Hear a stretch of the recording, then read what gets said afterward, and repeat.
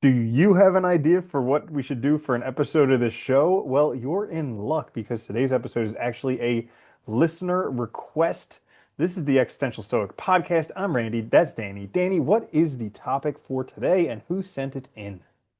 So we're going to be talking about being honest with oneself, and a shout out to listener Eli. So thanks for the suggestion. This is a great topic, and I think it's one that we can do many times and do differently anyway. So I think it's a worthwhile one to pursue. Because he mentioned when he reached out too, like he was thinking of this in terms of like, we tend to lie to ourselves a lot, especially with respect to like our rationalizations for things, so like justifying things, not admitting when we're wrong, that kind of stuff. So I think this is a tough one that everybody deals with. And with all the talk of being like your true self, authentic, this is one of the big things we got to kind of tackle. Live your best life, tell your I hate story. that.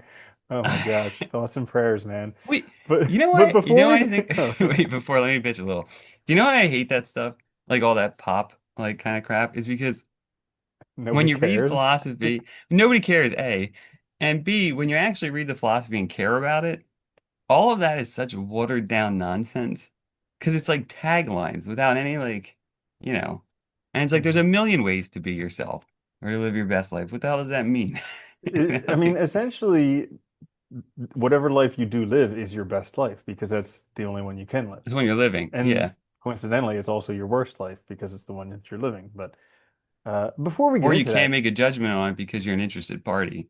yeah, true. How could people who are interested in submitting topics let us know about other things, questions they may have, where we could do more episodes on Oh. listener suggested topics?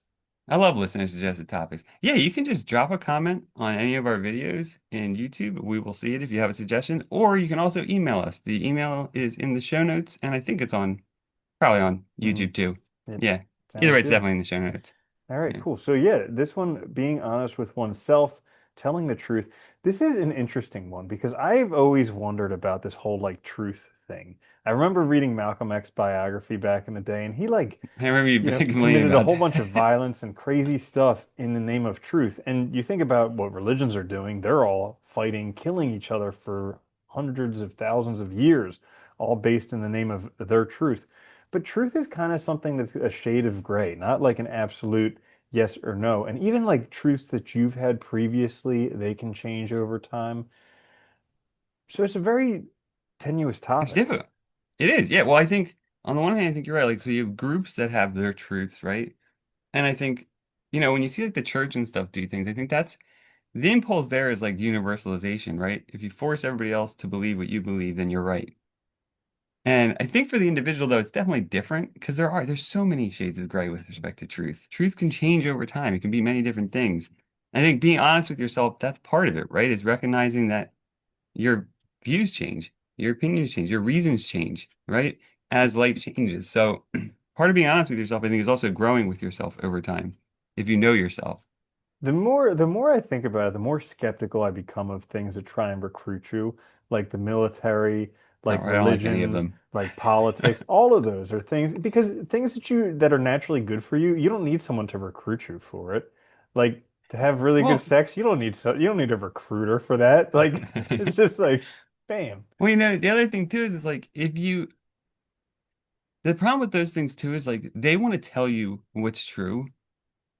And so they take away all of your power of thinking for yourself, right? Because it's like if you join us, you have to believe all these things. And so you're conforming. What ends up happening is like, and Kierkegaard talked about this, right? The problem with like morality and living life when you're involved in one of these things like the church or something is that you're trying to conform to an external system, right?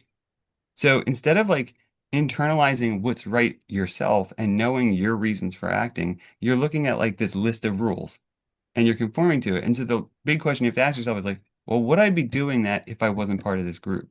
Hmm. And then it raises the question of, is that actually even right for you, right? Or is this even the right way for you to live? So Hmm. yeah, it's tough. I think for the individual though, it's funny because like Nietzsche said, like honesty and with respect to oneself, he thought was the highest virtue. Well, honesty is the best policy. All right, it is the best policy. Yeah. But being honest with oneself is not easy either. Well, it's That interesting is like, because you have to kind of figure out if you're being honest to yourself or if you're just being honest to what all that BS that was programmed into you. Because there's a well, lot this of is that it, going on. right? You have you have social conditioning, socialization. So like before we can even think for ourselves, we've already downloaded all this stuff of, that people, for the most part, probably thinking they're doing the right thing are trying to teach you, right? Your parents, authority figures, all that crap. So by the time you start thinking for yourself, you already have to then overcome all this crap that you've already learned in order to be your own self. Some of it might be appropriate, but maybe not all of it. And figuring it out is going to be hard.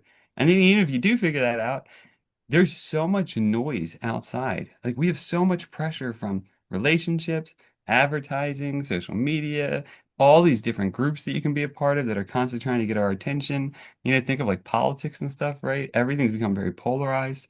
And so you see, like, I think this is the other problem. But you also see how people fail in this so much too. Like politics is such a good example, dude. Like if you're not a member of our group, you're wrong and we're all right. But it's Well, like, this is an interesting thing about truth and honesty is that it presupposes that anything that's not your truth is false. But that's not necessarily the case. You can have a oh no. truth and everybody else can have a truth and different things can be true for different people at different times. And so there can be a whole bunch of truths and and the other thing is like this concept with being honest. I mean, I think about it. I remember we were talking a long time ago and you're like, everybody lies. And it just blew my mind Yeah. because I thought like, I was a Boy Scout. We were like drilled in that we're supposed to tell the truth. You weren't just a And Boy Scout, you were an Eagle Scout. true, exactly. So I really know how, You were I in that really shit for a was long conditioned. time. Yeah, I know, exactly. And so, but like it blew my mind that like it could be acceptable for people to lie. And like I knew that people told white lies, but then I'm like, is there anything that's not essentially a lie? And I'm not sure if you could ever be completely true. I mean, I don't think there is objective truth. I think Yeah. that's a falsity in the first place because everything's contrived. It's made up. It's meanings that we create, right?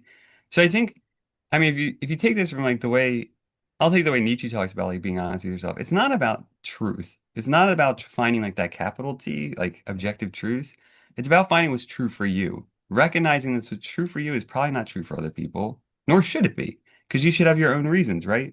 And it's also a very flexible thing too. So being honest is not so much, at least in his case, it's not so much about like, it's about knowing yourself and realizing when things need to change, when your perspective needs to change, when your values need to change, and also recognizing the reasons you have for doing things and abiding by them, not by what everyone else is telling you, which sounds way easier said than done, also, I should note. Hmm. Yeah. Yeah. Because it's, yeah, being like the whole honesty thing is it's subjective. Like I don't Well, it is. I even like I used to I mean like I Truth said is subjective. That's just back it, though. Your back when you subjective told me truth, that like right? people lie all the time, it kind of blew my mind. But nowadays I'm like, why even bother telling the truth? Because most people I mean, maybe they expect you to, but advertisers don't tell the truth, politicians don't tell the truth. I Whatever actually sex you are, the other sex doesn't ever tell the truth. So it's just like all these things, nobody tells the truth. So why even bother? Well, I think that's one of the fundamental things we're facing right now in society is that it's like, especially in the US, like politics has become a game of conform the world to your lies. And whoever has the loudest voice wins, right? It has nothing to do with factual information or truth. And really, the only truth I think you can say is like facts, like what happened or something, or the color. Hmm. It's all just bending the world because they realize that meaning's flexible. And I think it's very dangerous on the one hand because it does destroy the sense of like trust that we do kind like to operate in society. We need a little bit of trust in each other, right? Like if I ask you the time on the street, I don't have to go ask 12 other people to make sure they can cross-reference. Well, you You know know what I what was mean? really interesting is I was looking at the list of US presidents recently, and it was up until Nixon when we like trusted the president 100%. And Oh, they then were ever since awesome. then, yeah, Yeah. ever since then, it's just gone down the hill. And now, geez, half the country hates the guy, at Well, least you know what's half. And interesting yeah. too, though? If you look though, like before Nixon and stuff, reporters knew stuff about presidents. They had this like they had like a what do you call it? Like Hmm. a rule or something Yeah. not to report on stuff that was like their personal life because it was outside of the office kind of thing. So like it didn't like tarnish them. Then Hmm. we changed that, right? Because Nixon was doing all that shady stuff and all, and it made us Hmm. like, and I think that also affected it because we know more people's lives now, right, than we ever did before. Even Well, like the, you so know, here's an yeah, interesting thing. It's like this comes up all the time where people get discredited because of something that they did. Like they may be a great artist or writer or comedian or whatever, but they just get completely discredited because of one thing that they did being a human being. And everybody's like, how could they do that? They're a terrible artist if they did this, or they're a terrible that if they did this. And it's like, yeah, but maybe they're not. Maybe it's just like part of being human, and you can be good at one thing and, degenerate at another well, thing. that's the other problem, right? Is we're making the person out to be like that they have to be perfect in every way to be good at Hmm. a thing when that has nothing to do with it. And it's kind of a shame. It is. I agree with you. And don't get me wrong, there's things you can do that are heinous enough that I think, yes, those people should, Hmm. we shouldn't, that should change our opinion of them because they're just a terrible person. But it's just like, that's like the logical fallacy of, where you discredit an argument simply because of the person making it. Mm, Like, and true. that happens all the An time, ad right? People, hominem, as they yeah, that's call it. it. Thank you. Couldn't think Yeah, of the name at the top of my head. But there you like go. that happens so much. You hear that with Trump all the time, where people that hate Trump, no matter what he says, even if he says something good, because sometimes he might say some good things. I don't know. I don't really pay attention to it, but like, right, they discredit it immediately because of the person speaking rather than looking at the argument. And I think Hmm. it's challenging being a person, right? And I also So, think too, oh, go ahead. What are you gonna say? so I was going to say, so what was the actual topic again and the actual question again? Because I just want to make sure Because that we get off I don't topic forget. so fast, Uh-huh. it's out of control. I think that's a part of our charm, maybe. I don't know. Yeah. So it's being honest with oneself. Being honest He's with thinking oneself. specifically of oneself, and he said in the email, like he was thinking specifically of like times where we, come up with rationalizations for things just to justify something that we Oh, otherwise. this is a great thing. So Okay. it turns out we just justify whatever happened. So I can't cite exactly where, but in some book that I've read in the past year somewhere, they talk about these people who basically the part that connects the two pieces of the brain, the right half and the left half of the brain. Okay. Well, sometimes with like some seizure I hated disorders, brain because none of the parts have like sensible names. yeah, You know what I mean? exactly. Like the connector. The right hemisphere, the left hemisphere, I don't know. I was going to say optic chiasm, but that's definitely not it. But so, anyways, there are connections between the right and the left half of the brain.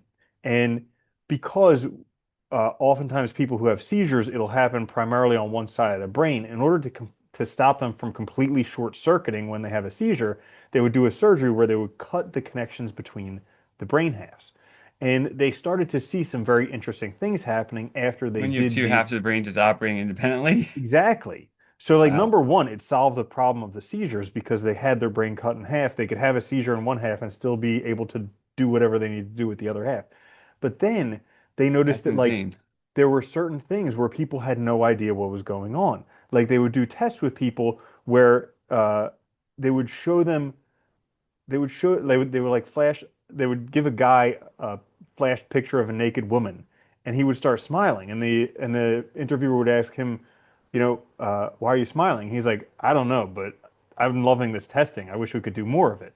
Because his brain wasn't connected. Like he saw the picture in his brain, but he just couldn't do it. And then they did So other he's things. responding to it. He's getting the good feelings from it, but just not consciously aware of it, I Yeah, guess. exactly. And then there Weird. was another one where they like, I think they had written down or something for the person, uh, you want a Pepsi or a Coke or something like that. And so the person's like, hey, I'm really thirsty. Can I get a Coke? And the interviewer's like, why did you ask for that? And they're like, I don't know. I think I'm just really thirsty. So, but it's because we do things and then we make up a reason for it afterwards. So this concept of being honest with yourself and having justifications for it. Basically, whatever you're going to do, most of the time you're going to justify that, or you're going to say that it was justified. We do beat ourselves up a lot, so like maybe you'll beat yourself up about it, but you will justify it, I think, quite often.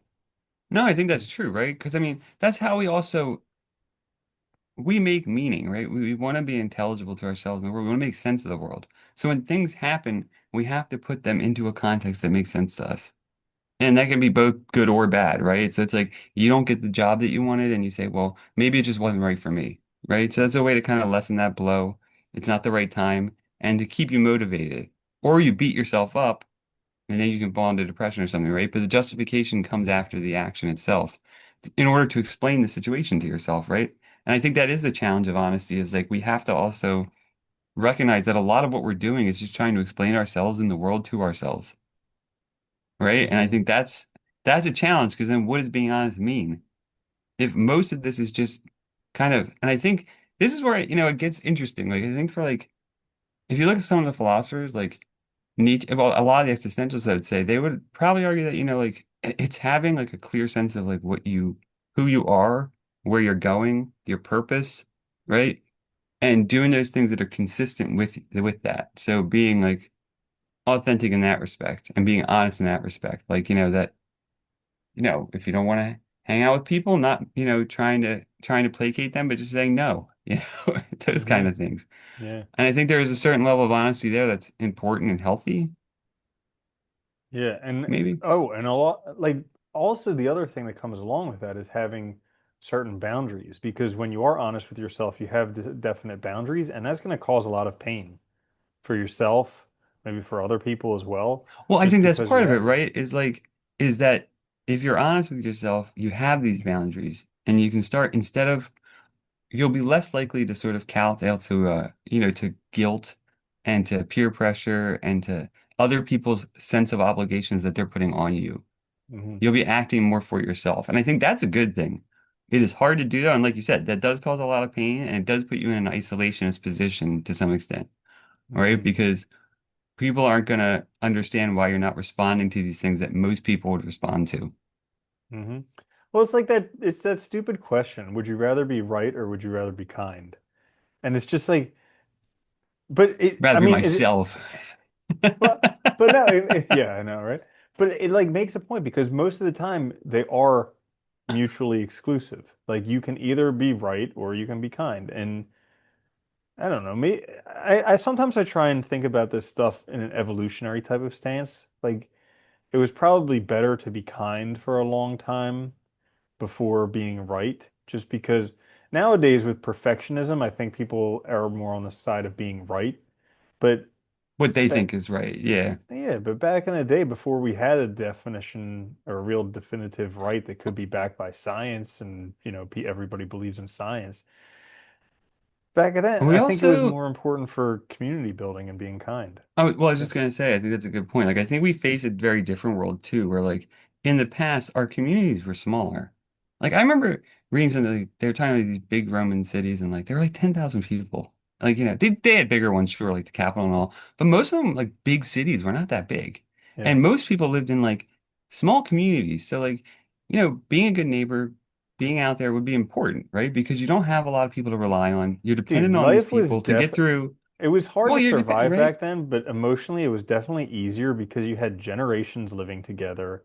You had like, like I just think of all the Well, you single support, parents right? out, Like, not even the you single know, parents. I just think of all the parents who have like two adults and one or two children. And I'm just like, that's not even close to fair because back in the nope. day you had like grandparents, brothers, sisters, aunts, uncles, everybody to take care of the kids, and now And you're they're just both running yourself working. ragged. Yeah.